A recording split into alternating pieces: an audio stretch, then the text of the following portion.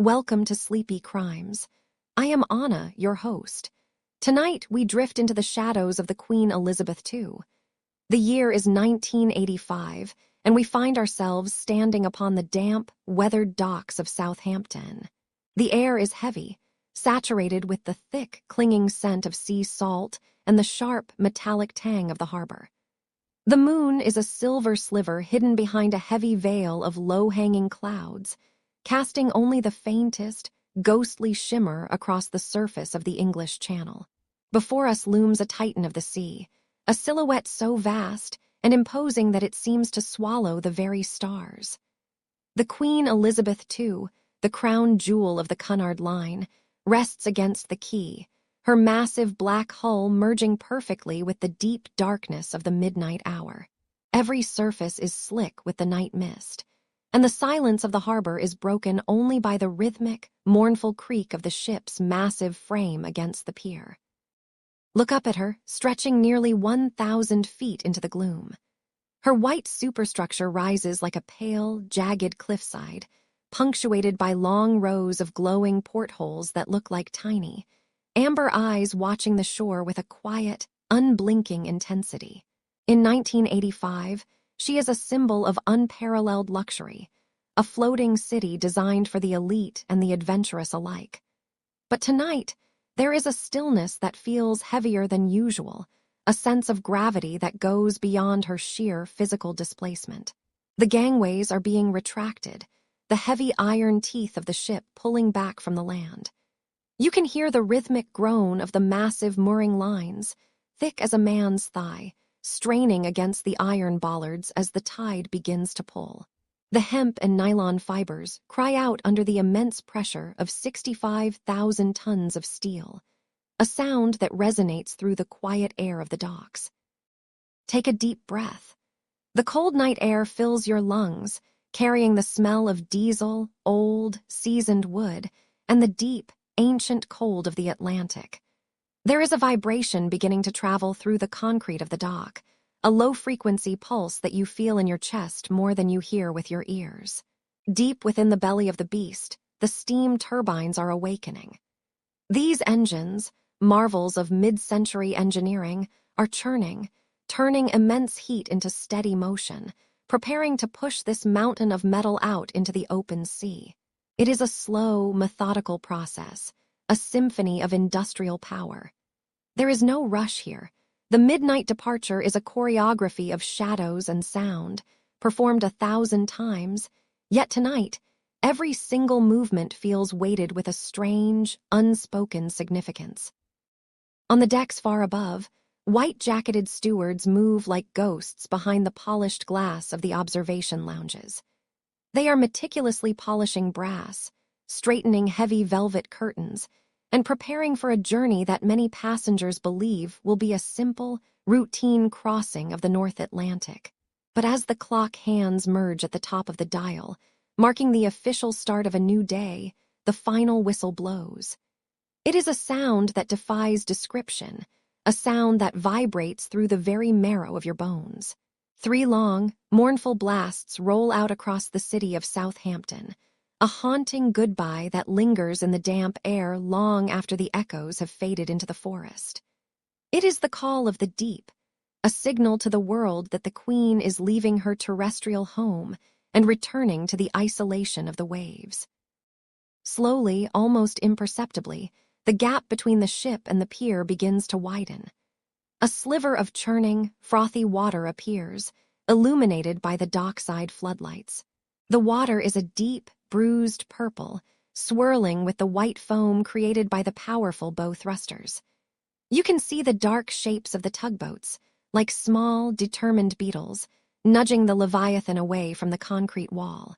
The Queen Elizabeth II is shedding her terrestrial tethers. She is becoming a creature of the deep once more.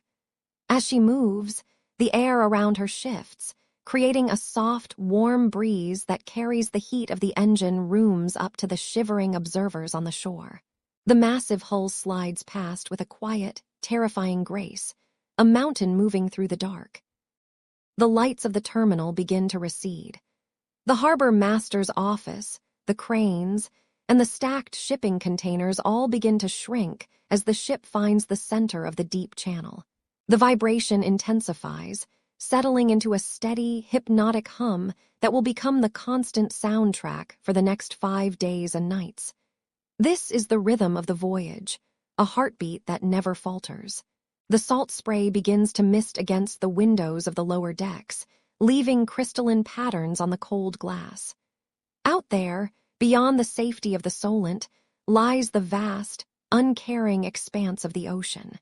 It is a place where the rules of the land are replaced by the laws of the water, and where secrets can be buried deeper than any grave on land. Imagine yourself standing on the high boat deck now, looking back at the fading, golden glow of England. The wind catches your hair, smelling of nothing but the endless void ahead. The Queen Elizabeth II is alone now, a solitary spark of light in a world of ink. Every foot of progress takes us further from the safety of the shore and closer to the heart of a mystery that has yet to unfold. In the winter of 1985, the crossing was never just about the destination. It was about the sanctuary of the ship, the isolation of the sea, and the strange, dark things that happen when 1,000 souls are suspended between two worlds. The midnight departure is complete. The journey into the shadows has truly begun, and the ocean is waiting for us. The morning of May 6, 2002, began like any other aboard the Queen Elizabeth II. The great vessel was a floating sanctuary of mahogany, brass, and velvet, slicing through the deep, rhythmic swells of the North Atlantic. For the crew, the day started long before the sun had fully crested the horizon. There is a specific sound to a ship of this magnitude in the early hours, a low, melodic hum of engines that vibrates through the soles of your shoes, and the distant, muffled clinking of silver against china as the kitchens awaken. In the quiet corridors of the upper decks, the air is often thick with the scent of floor wax and the faint, salty tang of the sea air that manages to find its way through the heavy steel hull. It is a world of ritual and precision, where every guest is a dignitary and every need is anticipated before it is even spoken. For one particular steward, the routine was as comfortable as a well-worn coat, a steady path through the labyrinth of luxury that defined the ship's first-class experience. The steward moved with a practiced grace, his footsteps softened by the thick royal blue carpeting that lined the halls of the higher decks.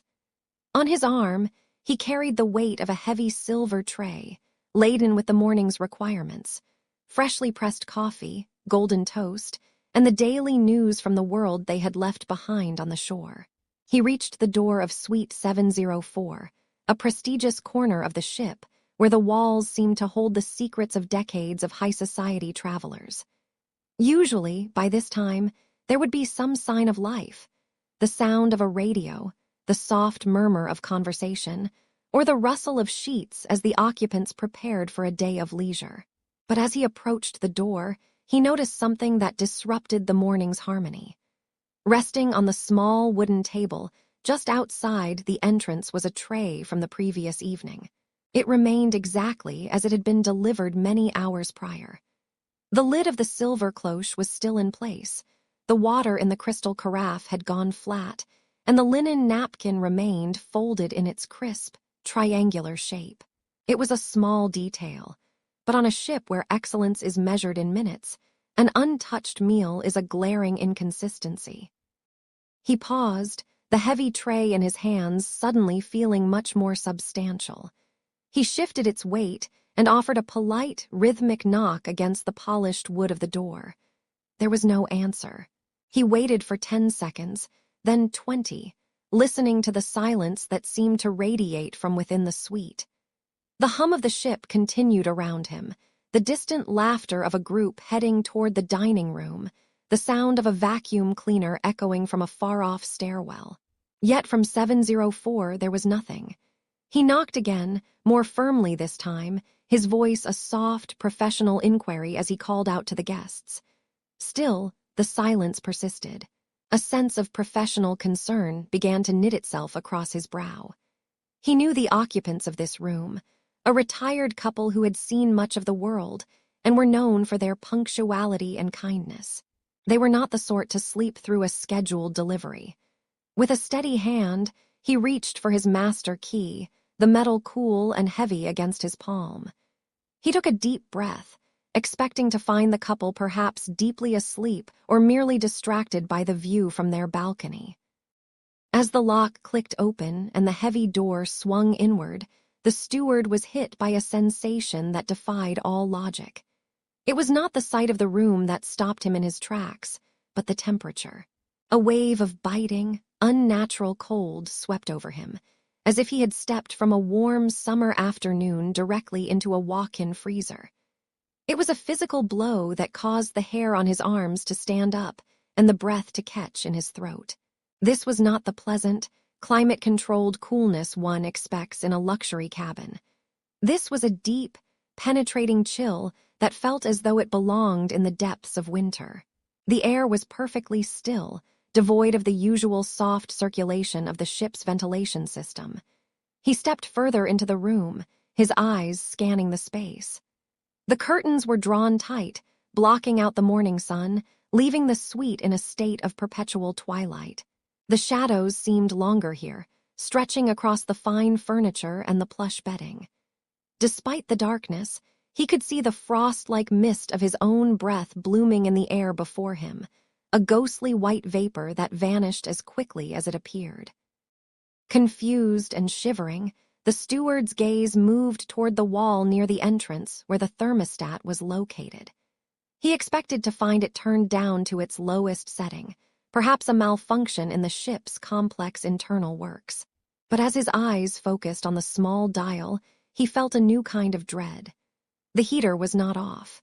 In fact, the thermostat was pushed to its maximum limit. The dial was turned all the way to the right, indicating that the system should have been pumping a steady stream of warmth into the cabin. Yet, as he reached out to touch the brass grating of the heater, the metal was ice cold to the touch. There was no mechanical failure that could explain this, no draft from a window, as the suite was sealed tight against the Atlantic winds. The room was a paradox, a place where the logic of the physical world seemed to have stalled. He looked toward the bed, where two figures lay beneath a mountain of heavy wool blankets. They were perfectly still, their forms outlined in the dim light like statues carved from marble. The steward felt a sudden, overwhelming urge to leave, to turn back and pretend he had never opened that door. But the cold held him there, anchoring him to a scene that felt suspended in time. The silence in Suite 704 was absolute, a heavy, velvet-like quiet that drowned out the rest of the ship. He realized then that the untouched breakfast tray outside was merely the first chapter of a much darker story. The cold was not a symptom of the ship's age or a fluke of the weather. It was the atmosphere of something final. Every polished surface in the room, from the vanity mirror to the brass lamps, felt as though it had been touched by a winter that didn't exist outside these walls. He stood there for a long moment, the silver tray still balanced in his hands, its contents now irrelevant. The coffee was cooling, the toast was hardening, and the news of the world was irrelevant to the two souls who had found their own quiet, frozen end in the middle of the ocean. The steward finally lowered his tray onto the nearest table, the soft clatter of the silver sounding like a thunderclap in the stillness. He knew he had to call for the ship's doctor, to alert the captain, to break the peace of the morning with the reality of what he had found. But for just a second longer, he remained in the cold, a lone witness to a mystery that began with a breakfast tray and ended in a chill that no heater could ever reach.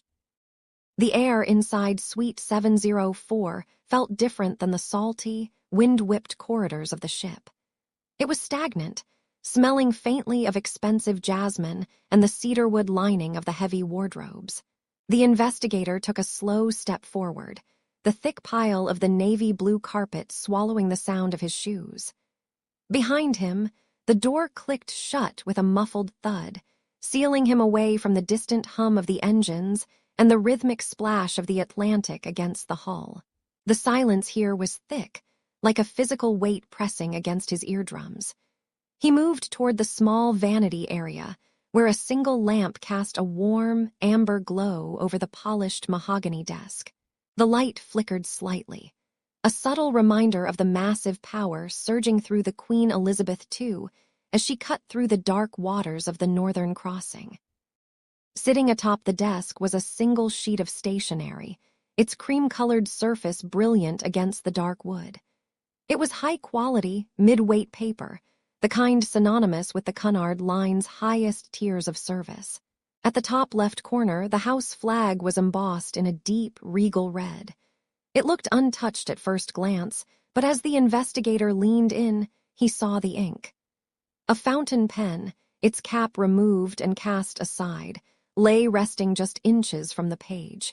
The nib was still wet, a glistening pool of midnight blue ink clinging to the gold-plated tip. It was as if the writer had merely stepped away for a moment to answer the door or look out the porthole, fully intending to return to their thoughts.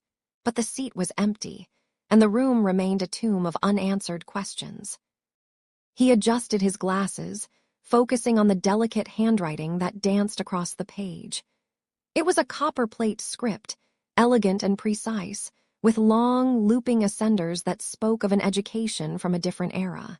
The lines were perfectly straight, despite the subtle roll of the ship. The letter began without a formal header, no date and no address. It simply started with a single word, "Dearest." The ink there was thick and saturated, where the pen had lingered on the initial capital letter.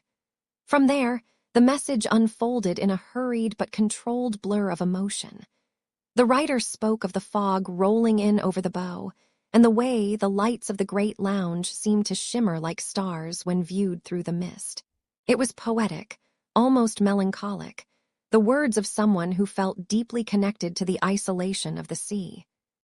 As the investigator read further, his brow furrowed. The tone shifted in the middle of the second paragraph. The elegant loops became sharper, more jagged, as if the writer's hand had begun to tremble. "I know you told me never to look back," the letter read, "but the shadows on this deck are longer than I remembered. I keep thinking I see a face in the reflection of the glass, a face that cannot possibly be here." The handwriting devolved into a frantic scrawl toward the bottom of the sheet. The final sentence started with a plea. "Please, if you find this, tell them that I never meant to." And then, nothing. The pen had stopped mid-stroke, leaving a small, jagged blot of ink where the writer had presumably been interrupted. There was no signature, no name to ground the words to a specific soul. The mystery deepened when he compared the contents of the letter to the passenger manifest sitting in his coat pocket. Suite 704 was registered to a Mr. Arthur Sterling, a retired industrialist from Manchester traveling alone. But this handwriting was undeniably feminine, and the perfume lingering on the paper was a vintage scent that had gone out of production decades ago. He looked around the room again, searching for any sign of a second occupant. The bed was turned down for one. A single pair of men's leather slippers sat neatly by the nightstand. There were no dresses in the closet, no vanity sets belonging to a woman, and yet the letter sat there like a screaming witness. Who was the dearest addressed in the script? And why was a ghost writing letters in a room occupied by a man who was currently nowhere to be found? He reached out, hesitant to touch the evidence, and noticed a faint smudge near the edge of the paper. It wasn't ink. It was a small, damp circle, perhaps a teardrop, that had slightly warped the fibers of the cream-colored page. The investigator felt a chill that had nothing to do with the ship's air conditioning. The Queen Elizabeth II was a vessel of 2,500,000 stories, a floating city that had crossed the Atlantic thousands of times since 1969. It was easy to get lost in its miles of carpeted hallways. He wondered if the person who wrote this letter was still on board, perhaps hiding in the shadows of the lifeboats, or if they had already become part of the dark, churning wake behind the stern. The half-finished sentence felt like a hanging thread, one that threatened to unravel the entire reality of the voyage. The investigator stepped back from the vanity, his shadow stretching long and thin across the suite. The amber lamp flickered again, more violently this time, and for a brief second the room was plunged into total darkness. In that heartbeat of blackness, he could have sworn he heard the scratch of a pen against paper, a dry, rhythmic sound that ceased the moment the light returned. He looked at the desk. The stationery remained exactly where it had been, the ink still wet, the plea still unfinished. But as he turned to leave, he noticed something new. A small, silver thimble had appeared on the edge of the blotter, a tiny object that had certainly not been there 5 minutes ago. The passenger in Suite 704 was no longer just a missing person. They were a presence that refused to be ignored, documented in a hand that didn't exist on any list. The investigator turned away from the flickering vanity, leaving the suite behind as the heavy door clicked shut with a muffled, metallic finality. The corridors of the Queen Elizabeth II were long and seemingly endless, a labyrinth of plush carpeting and cream-colored walls that seemed to hum with the collective breath of nearly 2,000 sleeping souls. He made his way toward the upper decks, his footsteps swallowed by the density of the luxury around him.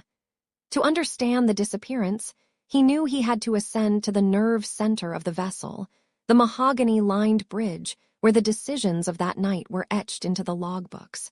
It was here, high above the churning foam of the North Atlantic, that the gravity of command met the chilling reality of a missing person. The bridge at night was a cathedral of shadow and soft light, smelling of salt air, old wood, and the bitter, comforting scent of black coffee that had been brewing since the middle watch began.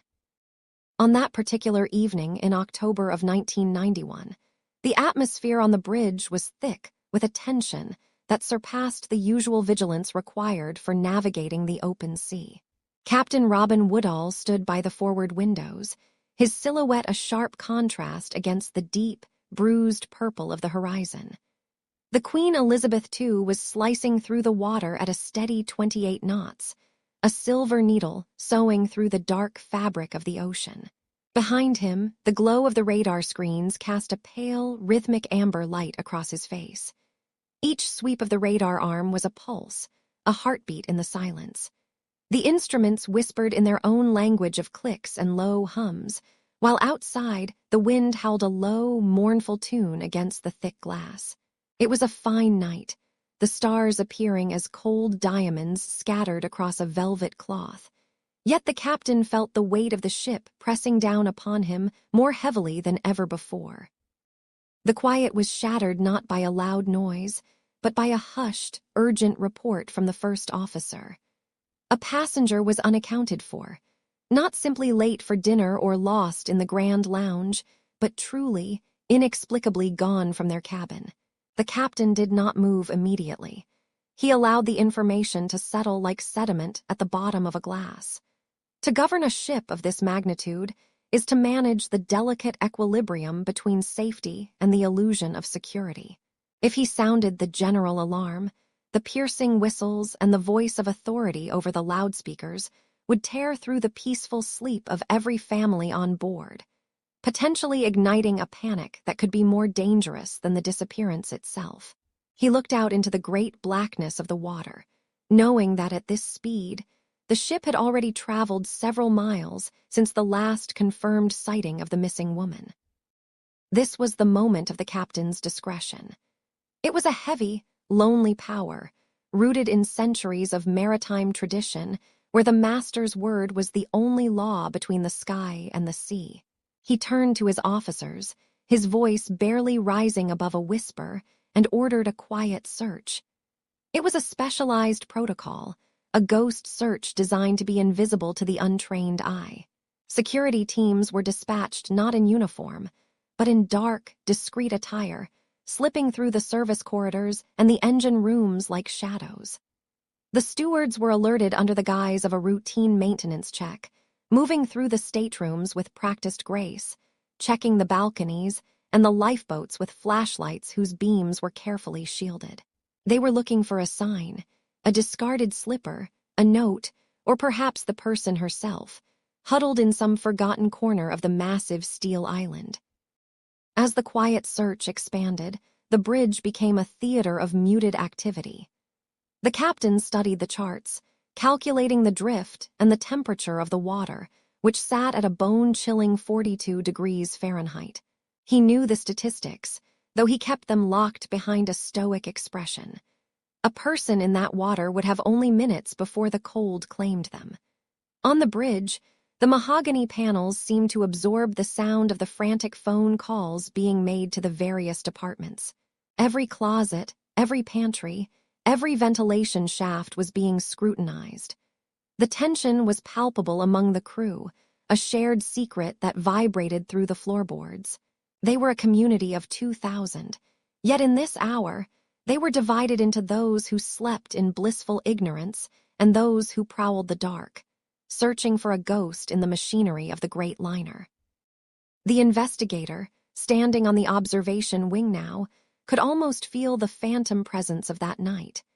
He looked down at the churning wake, the white foam glowing ghost-like against the black swell. The decision to keep the search quiet had been a gamble with time, a choice between the dignity of the voyage and the desperate need for more eyes on the water. On the bridge, the brass fittings caught the faint light, polished to a mirror finish, reflecting the grim faces of the men in command. They were searching a city that was moving through an abyss. The sheer scale of the Queen Elizabeth II made the task feel futile. She was 963 feet of steel and history, and somewhere within her, or perhaps miles behind her in the cold Atlantic, the answer to the mystery lay hidden. The captain stood his ground, a sentinel of the silence, as the first gray light of dawn began to bleed into the eastern sky. By the time the sun fully rose, the quiet search had yielded nothing but more questions. The captain's discretion had preserved the peace of the passengers, but it had also allowed the mystery to solidify. No one had seen anything. No one had heard a scream over the roar of the engines or the whistling wind. The ship continued its journey, the breakfast chimes beginning to ring through the hallways, calling the oblivious guests to another day of luxury. But on the bridge, the mahogany seemed darker, the air heavier. The logbook entry for that morning was sparse, a few lines of ink that carried the weight of a soul lost to the deep. The ocean remained indifferent, a vast, undulating desert of salt and shadow, holding its secrets with a grip that no captain, no matter how seasoned, could ever hope to loosen. The search was over, but the haunting had only just begun. The Atlantic at 2 o'clock in the morning is a world defined by its absences. There is no horizon, only a seamless transition from the obsidian water to the ink-black sky. On the Queen Elizabeth II, the vibrations of the massive engines felt less like mechanical power and more like the heartbeat of a leviathan, thrumming through the soles of one's feet. For most passengers, this was a time for deep sleep, tucked away in the safety of their cabins. But for some, the silence of the night was an invitation. On this particular night, the ship was cutting through the swells with a rhythmic, heavy grace, leaving a trail of white foam that glowed briefly with phosphorescence before being swallowed by the wake. The air was thick with the scent of salt and the faint, metallic tang of the ocean, a smell that becomes more pronounced when the sun is nowhere to be found. Among those who preferred the solitude of the late hours was a man named Arthur, a frequent traveler who had developed a ritual over the course of 20 years of ocean crossings. Arthur was a creature of habit, and his habit was the midnight stroll. He found that the promenade deck, with its long, sweeping stretches of polished teak, offered a clarity that the daytime bustle could never provide. At exactly 2:15 in the morning, Arthur stepped out onto deck 3. The wind was a gentle pressure against his chest, cool and damp. He began his walk on the starboard side, his footsteps muffled by the heavy rubber soles of his shoes. The only other sounds were the occasional creak of the ship's hull, and the distant, mournful sigh of the wind, passing through the rigging of the lifeboats suspended above him. As Arthur rounded the curve of the bow, he noted the position of the lifeboats. They hung in their davits like massive, slumbering birds, their white hulls catching the faint amber glow of the emergency lighting. The deck was mostly in shadow, save for the pools of soft light that spilled from the interior windows every 30 feet. It was near lifeboat number 7 that the atmosphere seemed to shift. The air grew perceptibly colder, a sharp, biting chill that felt out of place even for the North Atlantic. Arthur paused, adjusting his coat, and that was when he noticed the figure. It was standing perfectly still by the railing, its silhouette stark against the slightly lighter gray of the sea beyond. At first, Arthur thought it was a member of the crew, perhaps taking a quiet moment of their own, but something about the posture gave him pause. The figure was leaning slightly forward, its hands resting on the top rail. It wore what appeared to be a dark, heavy overcoat that reached down past its knees and a cap that obscured its profile. There was no movement. Not even the swaying of the ship seemed to affect the person's balance. Arthur watched from a distance of perhaps 20 feet, waiting for a sign of life, a puff of breath in the cold air, a shift of weight, the glow of a cigarette. But there was nothing. The figure remained as static as a bronze statue. The silence between them felt heavy, pressing in on Arthur's ears like the weight of deep water. He felt a sudden, inexplicable urge to speak, to break the tension that was beginning to coil in his stomach like a cold spring. He took a single step forward, the wood of the deck beneath him giving a faint, protesting groan. "Good morning," he said, his voice sounding thin and fragile against the vastness of the ocean. The figure did not turn. It did not acknowledge his presence in any way. It continued to stare out at the water, which was churning violently below as the ship passed over a shallow bank near the end of a buoy. Arthur felt a ripple of unease. He noticed then that the figure cast no shadow of its own, even though it stood directly beneath one of the amber deck lights. The light seemed to pass through the edges of the coat, softening the outline until the person looked less like a solid object and more like a smudge of charcoal on a dark canvas. The realization began to dawn on him that he might not be looking at a living passenger. Despite his growing fear, curiosity pulled him a few inches closer. He could now see the hands resting on the rail. They were pale, almost translucent, and they didn't seem to be gripping the metal so much as resting within it. The texture of the overcoat looked strange. It didn't appear to be made of wool or fabric, but of a substance that absorbed the light entirely, a void in the shape of a man. Arthur's heart began to hammer against his ribs, a frantic rhythm that drowned out the steady pulse of the engines. He opened his mouth to speak again, but the words died in his throat. A sudden gust of wind swept down the length of the promenade, carrying with it the smell of old iron and wet earth. When the wind passed, and Arthur blinked the salt from his eyes, the space by the railing was empty. There was no sound of retreating footsteps. No door had opened or closed. The figure had simply ceased to be. Arthur rushed to the railing, his own hands grasping the cold steel where the figure's hands had been just seconds before. The metal was not just cold from the night air. It was freezing, coated in a thin layer of frost that shouldn't have been there. He looked down into the water, half expecting to see a body falling into the white foam of the wake, but the ocean was empty of anything but waves. He stood there for a long time, his breath coming in ragged gasps, staring at the spot where the shadow had stood. The deck lights continued to hum, their amber glow indifferent to the encounter that had just taken place. The ship moved on, oblivious to the ghost it carried in its wake. When Arthur finally reported the incident to a junior officer on the bridge, his account was met with a polite, practiced skepticism. The officer noted the time and the location, Deck 3, near Lifeboat 7, but suggested that the play of light and shadow, combined with the fatigue of a late-night walk, often played tricks on the mind. He mentioned that the ship was passing through a patch of fog near the shoals, and that the moisture in the air could create strange optical illusions. But Arthur knew what he had seen. He knew the difference between a shadow and a presence. Long after he returned to his cabin, He could still feel the lingering cold on his palms, a reminder of the figure that stood watch in the early hours. The ship's logs would record a quiet night with no incidents, yet for one passenger, the promenade would never be just a place for a stroll again. It was a threshold, a place where the past and the present leaned against the same railing, looking out into the same eternal dark.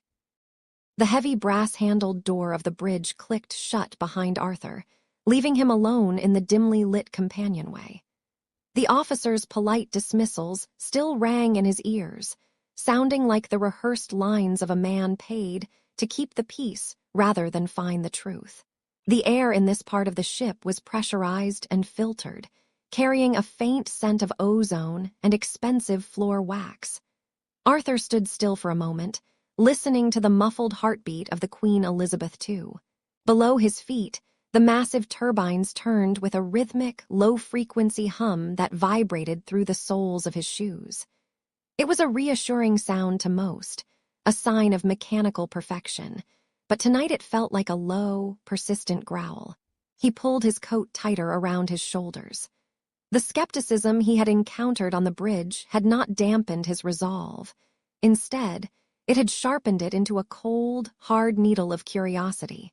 He knew what he had seen in the corridor outside Suite 704, and no amount of professional poise from a junior officer could convince him it was a trick of the light.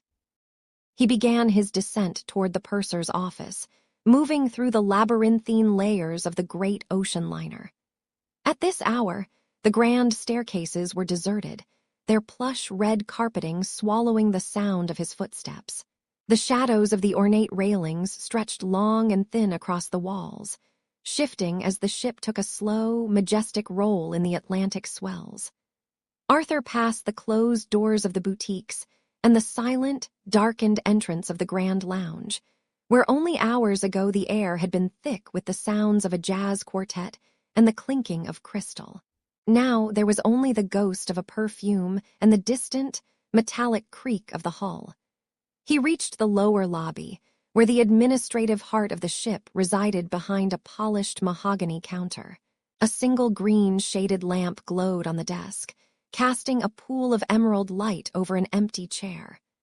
The night purser was nowhere to be seen, likely making a round or attending to a late-night request on a different deck. Arthur hesitated at the edge of the counter. To go behind it was a breach of protocol, a step into a restricted zone that governed the privacy of every soul on board. But the silence of the ship seemed to give him permission, a secret understanding between the wood and the steel. He moved around the mahogany barrier, his eyes fixing on the large, leather-bound volume resting on a slanted wooden stand. This was the Master Manifest, the physical record of every passenger currently crossing the dark waters of the Atlantic. The cover was a deep, weathered burgundy, embossed with the gold crest of the Cunard Line. He reached out, his fingers brushing the cool, pebbled leather. The book felt heavy with the weight of hundreds of lives, a catalog of names, ages, and destinations. He began to flip through the pages, the thick cream-colored paper making a soft, dry rasping sound in the quiet room. Each page was a grid of neat, handwritten entries, a testament to a time when travel was recorded with pen and ink rather than flickering pixels. His eyes scanned the columns, searching for the numbers that had haunted his evening. He flipped past the 500s and the 600s, his breath hitching slightly as he reached the section for the upper deck suites. The entries here were more spacious, reflecting the luxury of the accommodations they described. Finally, his finger stopped. Suite 704. The entry was written in a flowing, old-fashioned script, the ink a dark midnight blue that seemed almost black under the emerald glow of the desk lamp. The name listed for the room was Julian Vane. Arthur stared at the letters, tracing the sharp peaks of the V and the elegant curve of the J. A. Cold sensation, like a trickle of glacial water, began at the base of his neck and moved slowly down his spine. He recognized that name. It was not the name of a stranger, but a name that had been etched into the headlines of every major newspaper exactly 10 years ago this very month. Julian Vane had been a prominent figure, a man of wealth and influence whose sudden disappearance during a winter storm in 1974 had sparked a massive search and rescue operation. Arthur remembered the photographs of the wreckage of Vane's small private vessel, found drifting and empty off the coast of Maine. There had been no survivors, and after a year of investigation, Julian Vane had been legally declared dead. The case had been a tragedy that lingered in the public consciousness for a time, before fading into the archives of unsolved maritime mysteries. Yet here, in the middle of the ocean, on a ship that prided itself on the most rigorous boarding procedures in the world, the name was written clearly in the manifest.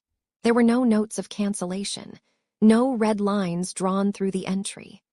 According to the book, Julian Vane had checked into Suite 704 in Southampton, had dined in the grill room, and was currently asleep behind the heavy oak door Arthur had stood before only an hour ago.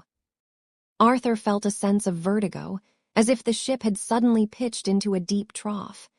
He looked closer at the manifest, searching for a date of birth or a passport number. The information was there, matching the historical records of the deceased man perfectly. 1932. British citizen. The signature at the bottom of the check-in line was a precise match for the one Arthur had seen in those old newspaper clippings. It was impossible. A dead man could not book a suite on the Queen Elizabeth II. A dead man could not walk the corridors in a tuxedo that smelled of sea air and antiquity. He looked around the empty lobby, half expecting to see the night purser watching him from the shadows, but the room remained vacant. The only sound was the clicking of a wall clock and the distant, rhythmic thumping of the waves against the hull. The manifest was more than just a list of names now. It was a doorway into a reality that defied every logical law Arthur had ever known. He carefully closed the ledger, making sure the silk ribbon marker was exactly where he had found it. His hands were trembling slightly as he stepped back from the mahogany counter and returned to the public side of the lobby. The emerald light of the lamp seemed to pulse with a sickly intensity. He knew he should go back to his cabin, lock his door, and wait for the morning sun to burn away the shadows of the night. But the image of that name, Julian Vane, written in fresh ink, burned in his mind. Someone was in Suite 704. Someone who had the keys, the clearance, and the name of a ghost. As he turned to leave the lobby, he noticed a small, silver tray on the edge of the desk. On it sat a single, handwritten note addressed to the purser. The handwriting was identical to the script in the manifest. It read, "Please ensure my guest is not disturbed. We have a long journey ahead." There was no signature, only the room number written at the bottom, 704. He left the quiet of the cabin behind, the silk ribbon of the ledger a small, silent marker of what he had discovered. As he stepped out into the corridor, the transition was immediate. Up here, on the higher decks of the Queen Elizabeth II, the air was still and smelled faintly of expensive lavender and the salt of the Atlantic. But as he moved toward the aft service entrance, the soft carpeting began to thin, eventually surrendering to the hard, gray linoleum of the crew quarters. Every step downward was a step away from the world of ballroom gowns and midnight buffets. The walls, once adorned with polished wood and fine art, were now bare steel, painted a sterile, functional white. The further he descended, the more the air began to change, losing its freshness and taking on a heavier, metallic quality that settled in the back of his throat. The stairs were steeper here, the handrails cold and narrow. He passed through a series of heavy, watertight doors, their seals thick with grease and years of vigilant maintenance. With every deck he bypassed, the silence of the upper world was replaced by a low-frequency hum that seemed to vibrate through the soles of his shoes before it ever reached his ears. It was a deep, primordial sound, the collective voice of thousands of horses straining against the weight of the ocean. By the time he reached the lower machinery spaces, The hum had transformed into a rhythmic, industrial pulse. He felt the heat first, a dry, radiating warmth that clung to his skin. It was the heat of energy being born, of massive pistons moving in perfect, relentless synchronization. He was entering the industrial heart, the hidden cathedral of steel that allowed the legend of the ship to exist. Then he stepped onto the open grating of the upper gallery, and the sheer scale of the space took his breath away. Stretching out below him were the two massive engine rooms, a labyrinth of pipes, valves, and gargantuan machinery. During the Great Refit of 1986 and 1987, the old steam turbines had been stripped away, replaced by 9 massive German diesel engines. Each one was the size of a London double-decker bus, a monolith of power painted in a clean, industrial blue. They were arranged in 2 main groups, separated by a colossal watertight bulkhead. In the forward room sat engines Alpha, Bravo, Charlie, and Delta. Further aft, the remaining 5, Echo, Foxtrot, Golf, Hotel, and India, stood in a proud, vibrating line. The sight was hypnotic, a vast forest of moving parts that never slept, never tired, and never once faltered. The smell here was intoxicating in its own way, not the perfume of the promenade, but the scent of bunker sea fuel oil and hot lubricating grease. It was the smell of hard work and engineering excellence. The lighting was different too. The soft, amber glow of the dining rooms was gone, replaced by the stark, unrelenting glare of overhead fluorescents that cast long, rhythmic shadows across the deck plating. As he walked along the narrow, vibrating walkways, the sound became a physical presence. It was not just noise, it was a heartbeat. The clatter of the valves and the roar of the turbochargers created a complex symphony that drowned out any possibility of thought. He watched the massive liquid-cooled transformers, humming with 10,000 volts of electrical power, feeding the lifeblood of the ship. The lights, the elevators, and the very kitchens where the evening's dinner was being prepared. He could not help but marvel at the contrast. Above him, thousands of passengers were clinking crystal glasses, oblivious to the fact that they were floating on top of a controlled explosion. The 2 main propulsion motors, each weighing 400 tons, were the largest ever built for the sea, driving the propeller shafts with a combined force of over 130,000 horsepower. Up there, life was light and ephemeral. Down here, life was heavy, hot, and permanent. The rhythmic clanking of the machinery seemed to tell a different story than the one found in the ledger. While the ledger spoke of dates and names and secrets, the engines spoke of momentum and survival. They were the ghosts of the old steam era turned into a modern, diesel roar, a transformation that had saved the ship from the scrapyard and given her a second, powerful life. He moved toward the machinery control room, a small island of glass and dials in the center of the mechanical storm. Through the windows, he could see the engineers monitoring the flow of raw power, their faces illuminated by the flickering green of the radar screens and the steady glow of the pressure gauges. The air in the control room was cooler, filtered and pressurized against the heat of the engines, but even there, the vibration remained. He leaned against a steel console, feeling the rhythmic thud of the 9-cylinder engines in his chest. It was a hypnotic, lulling sensation, one that made him almost forget the urgency of his mission.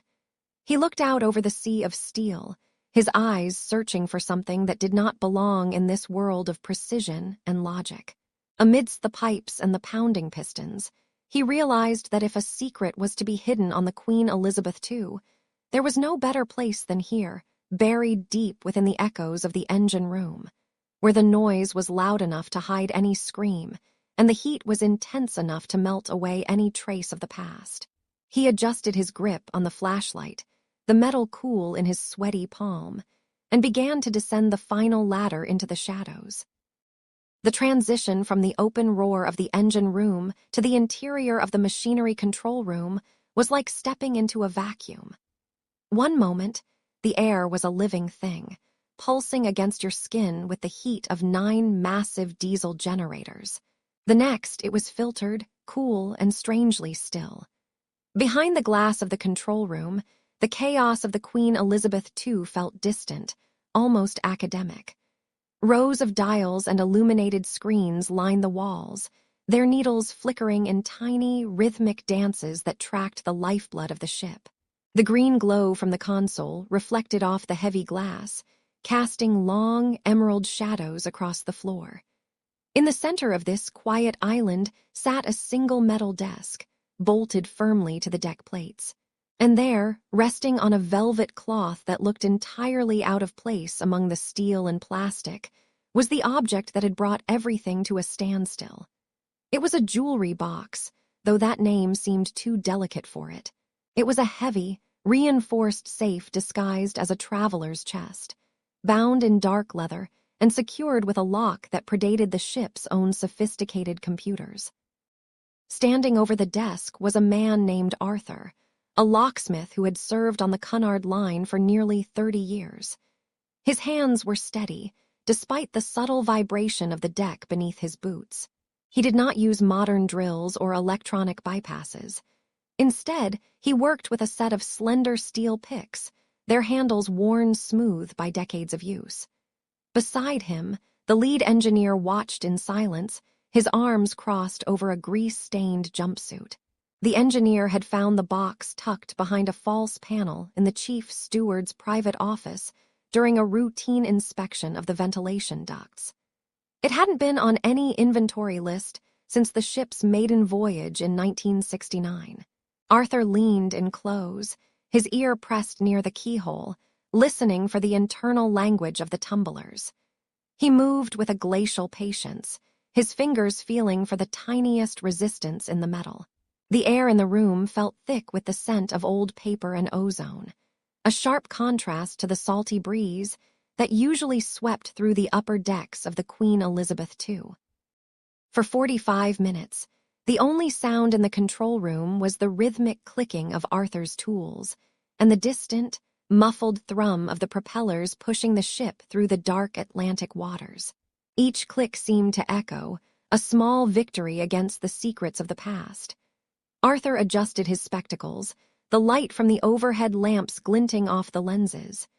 He whispered something to himself, a soft string of numbers and directions, before making one final, delicate adjustment.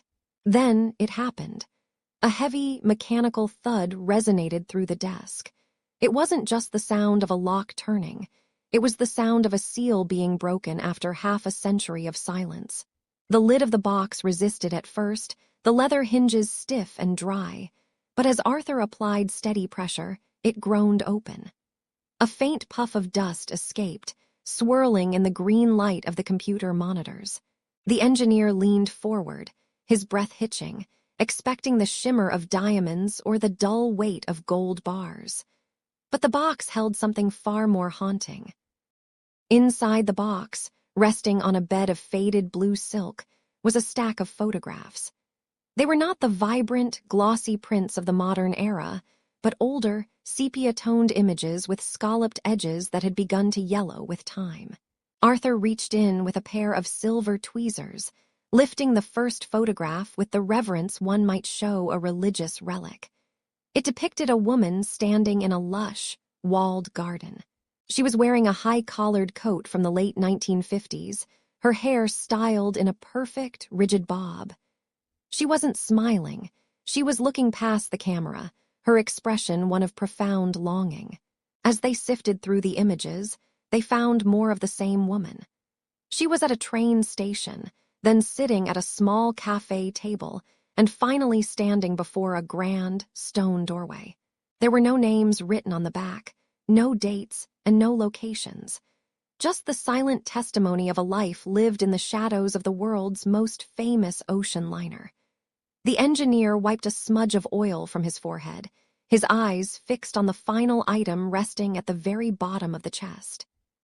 Beneath the photographs lay a single, heavy brass key. It was attached to a bone-white tag by a piece of frayed twine. Arthur picked it up, rotating it slowly in the light. On the tag, Written in a cramped, elegant script were the words, Number 14, Rue de la Paix. Below the address, a city was named that caused the engineer to frown in confusion. It was the city of Zurich. He stood up, pacing the small confines of the control room. The Queen Elizabeth II was a creature of the salt and the spray, a vessel designed to bridge the gap between Southampton and New York. Throughout her storied history, she had visited hundreds of ports, from the sun-drenched docks of Dubai to the icy harbors of the north. But she was an ocean liner, restricted by the reach of the tide and the depth of the channel. She had never been to Switzerland. She had never been within hundreds of miles of the landlocked streets of Zurich. And yet, here was a key to a home in that distant city, hidden in the very heart of the ship's machinery. The mystery deepened as Arthur noticed a small inscription on the shaft of the key itself. It was a date, October 12th, 1972. The engineer quickly pulled up the ship's logs on his monitor, his fingers flying across the keys as he searched for that specific window of time. In October of 1972, the Queen Elizabeth II had been in the middle of a crossing, hundreds of miles from any shore, battling a fierce autumnal storm. There was no record of any passenger from Zurich, no record of a woman matching the description in the photographs, and certainly no explanation for how a key to a house in a mountain-locked city had ended up in a forgotten safe on a ship that lived upon the waves. The air in the control room seemed to grow colder as they realized the box hadn't been hidden to protect wealth. It had been hidden to bury a connection that shouldn't exist. As the ship continued its journey through the night, the weight of the key felt like an anchor, pulling their thoughts toward a shore the Queen Elizabeth II could never reach. Arthur sat in the quiet of the library, the only sound being the distant, rhythmic thrum of the ship's massive engines, a heartbeat made of steel and oil. The key in his palm felt unusually cold, a piece of brass that seemed to draw the warmth from his skin. He looked again at the date etched into the metal, October 12th, 1972. It was a crisp, clear day in maritime history, or so the official logs claimed. But as Arthur knew all too well, the official logs of a vessel as grand as the Queen Elizabeth II often left out the shadows that clung to the corners of the lower decks. In 1972, the world was changing, and the golden age of the ocean liner was fighting to remain relevant against the rising speed of the jet engine. Yet on this ship, time always felt like it moved a little slower, draped in the heavy velvet of the lounges and the salt-crusted iron of the hull. The theory of the stowaway had haunted the crew's quarters for decades, passed down like a dark heirloom from one generation of stewards to the next. They called him the ghost of the North Atlantic, a figure said to be seen only when the fog was so thick it swallowed the bow of the ship. According to the folklore, this man had boarded the ship on that very date in 1972, slipping through a service hatch meant for the loading of linens. He was never found during the voyage, and his name never appeared on any manifest. It was only after the ship docked in New York that a single set of footprints was found leading into a storage void that should not have been accessible from the outside. The key Arthur now held appeared to be an exact match for the locks used in those restricted service corridors, locks that were supposedly replaced after a series of unexplained disappearances in the mid-70s. Arthur stood up, his joints protesting slightly after hours of hunched research. He walked toward the window, looking out at the dark water. The North Atlantic was a graveyard of stories, a place where the pressure of the depths could crush a man's secrets into silence. He thought about the cold case of 1972, a young passenger named Elias Thorne who had vanished during a gala dinner. Thorne was a man of means, well-liked and seemingly without a care in the world. Yet, when the ship arrived at Pier 92, his cabin was empty, his bed unslept in, and his belongings untouched. The investigation had gone nowhere, hampered by the jurisdictional nightmare of a crime committed in international waters. Some said he jumped, but the more superstitious members of the crew believed he had simply walked into the wrong room. a room that only existed on nights when the moon was obscured by heavy clouds. The texture of the key was rough, where the salt air had pitted the metal over the decades. Arthur wondered if this key belonged to Elia's, or perhaps to the person who had helped him vanish. He closed his eyes and tried to imagine the ship as it was then. The smell of cigarette smoke and expensive perfume, the clinking of crystal glasses, and the undercurrent of anxiety that always accompanies a journey across 3,000 miles of open ocean. The Queen Elizabeth II was a city unto itself, with over 13 decks and a labyrinth of corridors that could confuse even the most experienced navigator. To disappear here would be easy, provided you knew which doors to stay behind. He felt a sudden chill, a draft that did not seem to come from the air conditioning. It carried the scent of wet wool and ozone, the primary smells of a storm brewing far out at sea. He decided to follow the trail of the key. If the date was correct and the key was original, it would lead him to the heart of the ship's oldest section, a place where the modern refurbishments had not yet reached. The walls there were still lined with original wood veneers, now darkened by time and the constant vibration of the turbines. He moved through the silent hallways, his footsteps muffled by thick carpet. Every creak of the floorboards felt like a whisper from the past, a voice trying to tell him that he was not alone. The ghost of the North Atlantic was more than a story to those who lived on the ship. It was a presence, a weight in the air that made the hair on your arms stand up. As he approached the service elevator, he saw a flickering light at the end of the hall, a pale glow. The salt-heavy air of the North Atlantic began to change, subtle at first, shifting from the scent of endless deep water to something more complex and grounded. For days, the Queen Elizabeth II had been a sovereign world unto itself, a floating island where the only laws were those of the sea and the quiet, hidden traditions of the ship's oldest sect.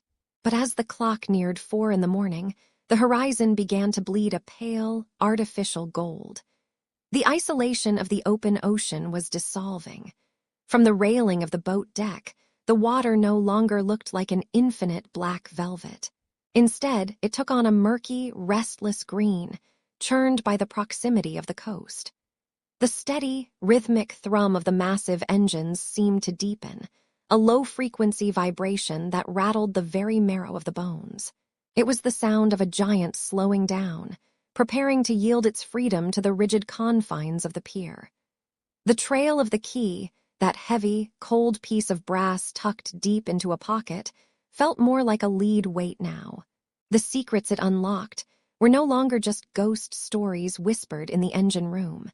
They were about to collide with the hard reality of dry land.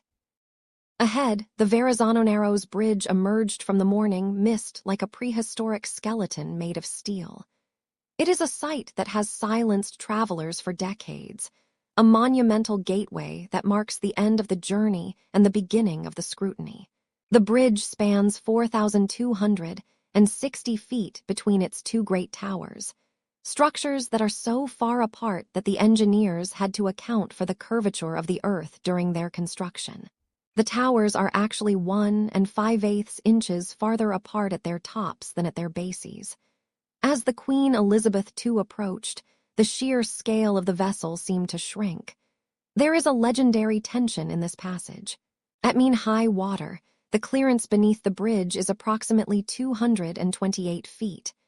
The ship's funnel, that iconic pillar of Cunard red, looks as though it might scrape the underbelly of the lower roadway.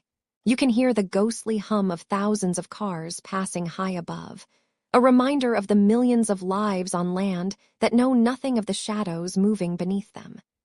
The ship slipped under the steel canopy with only a few feet to spare, a silent, graceful intrusion into the harbor. The transition was jarring.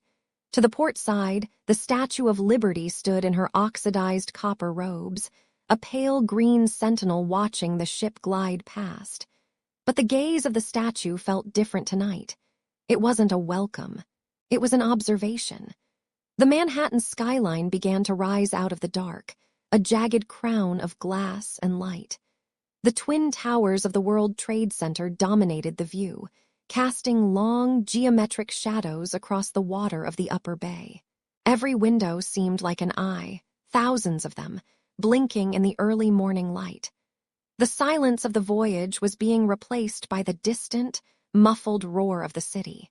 This was the moment where the private mysteries of the crossing were supposed to end, where the passengers would gather their luggage and return to their mundane lives. But for those following the trail of the key, the arrival was merely a change of venue. The sect had roots in the city, too, and the ship was simply a vessel for a contagion that was about to be unleashed onto the streets of New York. As the liner moved toward the passenger ship terminal at Pier 92, the water became crowded. Small, powerful tugboats from the Morin Company buzzed around the ship's hull like loyal hounds, their engines barking as they pushed the 70,000-ton Queen toward her berth. The maneuver was delicate, a slow-motion dance against the strong currents of the Hudson River. On the deck, the atmosphere had shifted from the relaxed luxury of a cruise to a clinical, high-stakes operation. The lights of the pier were blindingly bright, casting harsh, unforgiving glares across the polished wood of the promenade. This wasn't the soft, amber glow of the ship's interior ballrooms. This was the light of the interrogation room. People began to gather at the gangways, but they weren't the usual porters and excited relatives. There was a line of dark vehicles waiting on the asphalt below, their blue and red lights flashing rhythmically, painting the side of the white hull in strokes of emergency color. The isolation was officially over. Before the first passenger could even think of disembarking, the sound of heavy boots echoed on the metal plates of the boarding ramp. Federal agents, dressed in windbreakers with bold yellow lettering across the back, moved with a practiced, aggressive efficiency. They didn't look at the grandeur of the ship. They didn't care about the history of the Cunard Line. They were there for the evidence. Because the events had taken place in international waters, the jurisdiction fell to the Bureau, and they were taking over the ship as if it were a crime scene on the corner of 42nd Street. They moved past the stewards, their faces set in grim masks of authority. The ship's security team, once the masters of this domain, stepped aside, their influence evaporating the moment the lines were tossed to the bollards on the dock. The investigation was no longer a game of cat and mouse in the dark corridors of the lower decks. It was now a matter of federal record. Standing near the shadows of the lifeboat station, the protagonist watched as the agents began to seal off the stairwell leading to the engine room. They knew exactly where to go. Someone had talked. Or perhaps the ship itself had finally given up its secrets through the digital logs and the keycard readers that tracked every movement. The key in his pocket felt hot, a piece of metal that connected him to everything the agents were looking for. As the sun began to rise over the East River, turning the sky a bruised purple, the realization set in. The ship was no longer a sanctuary or a prison. It was a trap. The bustling city of New York, with its 8 million stories, was waiting to swallow the truth, and the federal agents were the gatekeepers. He watched the first agent reach the door to the oldest section of the ship, the brass key in his mind's eye turning in a lock that should have remained hidden forever. The crossing was done, the anchor was set, and the real investigation was only just beginning. The heavy steel doors of the engine room hiss shut for the final time, the sound echoing through the lower decks like a definitive period at the end of a long, exhausting sentence. Below, the agents have finished their grim work. The yellow tape is pulled taut across the stairwell, a bright, artificial contrast to the deep, oil-stained shadows of the ship's industrial heart. As I climb away from the hum of the machinery, the air begins to change. It loses that thick, metallic weight of grease and salt water, replaced by the faint, elegant scent of floor wax and old stationery that defines the upper passenger corridors of the Queen Elizabeth II. The transition is jarring. One moment, you are in a world of raw power and steel, and the next, you are walking upon plush carpets that swallow the sound of your footsteps, surrounded by the quiet dignity of a vessel that has seen the turn of a century. The ship feels different tonight. It feels as though it is exhaling, letting out a breath it has held since that first moment of discovery in cabin 704. We walk down the long, curving hallway of the 7 deck. The lighting here is soft and amber, casting long, swaying shadows that dance in time with the gentle roll of the Atlantic. This ship is a titan of the seas, a legend that has traversed over 4.5 million nautical miles throughout its 40 years of service. It has survived the freezing gales of the North Atlantic and the humid heat of the tropics. It even served as a troopship during the 1982 conflict, carrying thousands of souls through dangerous waters. But for all its strength and all its history, the Queen Elizabeth II cannot speak. It cannot tell us what happened in the silence of the night when the ocean was as flat as glass and the moon was hidden behind a shroud of thick, gray clouds. The mystery is not written in the logbooks or captured on the grainy security tapes. It is woven into the very fabric of the staterooms, a lingering question that refuses to be answered. We reach the door of cabin 704. It looks identical to every other door in this corridor: polished wood, a brass handle, a small number plate that has been buffed until it gleams. But behind this door, the air is different. It is still. It is heavy with the weight of a person who simply ceased to be. When the crew first entered this space, they found no signs of a struggle. There was no disarray, no frantic searching. Instead, they found a room that looked as though its occupant had just stepped out for a breath of fresh air on the promenade deck. A book lay open on the nightstand, its pages turned to chapter 12, the spine broken just enough to hold its place. A pair of reading glasses sat atop a small pile of handwritten letters. In the bathroom, a floral-scented soap was still damp in its dish, and a silk robe hung on the back of the door, swaying ever so slightly with the movement of the ship. It was a domestic scene, frozen in time, yet the heart of it was missing. The investigators spent weeks dissecting every inch of this cabin. They lifted floorboards and dismantled the ventilation grates. They checked the lifeboat stations, just as we did earlier tonight, and they interviewed every passenger who might have caught a glimpse of a figure at the railing. They looked into the re-engineering of the ship back in 1986 and 1987, wondering if some hidden architectural flaw or forgotten crawlspace could provide an answer. But the ship remained silent. The passenger was never found, and no body ever washed ashore. It is as if they were unmade by the sea, dissolved into the salt and the spray.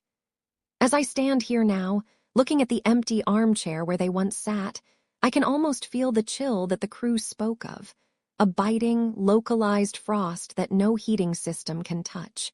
Some call it a haunting, a residual energy of a life left unfinished. Others believe it is just the natural cold of the deep ocean, seeping through the hull to remind us of where we truly are. The Queen Elizabeth II eventually moved on to its final resting place in Dubai, a floating hotel and a monument to a bygone era of travel. But even there, far from the churning currents of the open sea, the stories of cabin 704 persist. Guests talk of hearing the faint sound of a newspaper being folded or the clink of a crystal glass in the middle of the night. They speak of a lady in white who roams the corridors, not with malice, but with a quiet, searching grace. Perhaps she is still looking for her way back to the life she left behind in that room. Or perhaps she is simply part of the ship now, as much a piece of its history as the engines and the anchors. The ocean is vast, and its depths are greedy. It keeps its secrets well, tucked away in the darkness beneath the waves where no light can ever reach. We search for logic, we search for evidence, but sometimes the only thing left to find is the silence. The investigation is over. The files will be closed and placed on a shelf, and the names involved will eventually fade from memory. The world continues to turn, and new ships will sail the same routes, carrying new passengers with their own hopes and their own secrets. But for us, tonight, the journey ends here. We have walked the decks and peered into the shadows.